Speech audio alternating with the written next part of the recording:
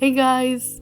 In today's video, I'm gonna share a lovely card that I've been working on this past week. Since Mother's Day is coming up soon, I thought of making something for the occasion. But the design of this card can definitely be used for any other celebration. Now, without any further ado, let's get started.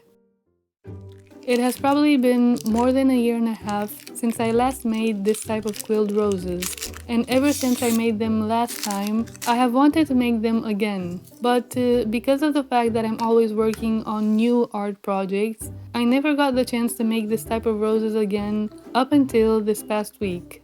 I was glad I had the chance to make them again after so much time. So I hope this video inspires you and challenges you in some way to make a cheerful card for a special occasion and a special person.